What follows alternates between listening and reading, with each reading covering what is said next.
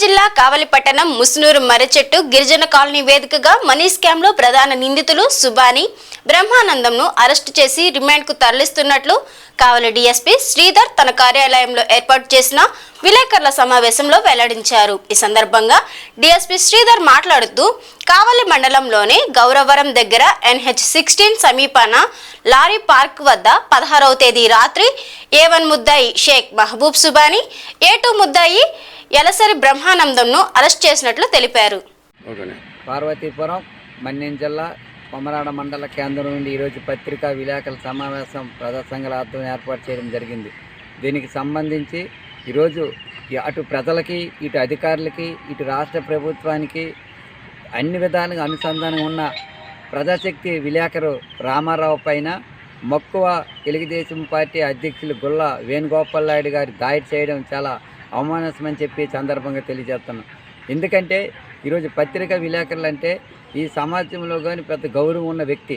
అలాంటి సందర్భంలో ఆయన ఏవైనా అక్కడ పనులు సక్రమంగా జరగకపోయినా ఏదైనా అవినీతి జరిగినా ఏదైనా ప్రజలకు సంబంధించిన పనులు ఏవైనా నాణ్యత లోపంగా ఉన్నా ఏవైనా ఉన్నా అవి అధికారుల దృష్టికి రాష్ట్ర ప్రభుత్వం దృష్టికి తీసుకెళ్తున్న సందర్భంలో ఈరోజు దాడి చేయడం అంటే చాలా అన్యాయం అని చెప్పి తెలియజేస్తాను।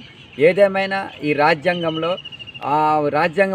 ఆ విలేకరులకి ఒక హక్కు ఉంది। ఆ హక్కును కాపాడే దిశగా వాళ్ళ యొక్క వృత్తి నిర్వహణలో ఉన్న సందర్భంలో ఈరోజు టీడీపీ అధ్యక్షులు గుల్ల వేణుగోపాల్ నాయుడు గారు దాడి చేయడం అన్యాయం కాబట్టి వెంటనే ఆయన్ని అరెస్ట్ చేయాలి। ఇలాంటి దాడులు భవిష్యత్తులో జరగకుండా చూడాలని చెప్పి కోరుతున్నాం। ఈరోజు కూటమి ప్రభుత్వం అంటే అటు అందరికీ కూడా గౌరవం ఉన్న సందర్భంలో ఇలాంటి సందర్భంలో ఈరోజు ఈ విలేకరుల పైన దాడి చేయడం అనేది మేమందరం ఖండిస్తున్నాం। కాబట్టి ఇలాంటి సందర్భంలో అటు విలేకరులు అయితే ఏవైతే విలేకరులు ఉన్నాయో రాసింది ఒకళ్ళు తప్పు అయితే మీరు ఖండనివ్వాలి, లేకపోతే ఆయన పిలిచి బాబు మీదిగో వివరణ ఇవ్వాలి తప్ప ఇలాగ దాడులు చేస్తే ఊరుకునేది లేదు। భవిష్యత్తులో ఇలాంటి దాడులు జరగకూడదు।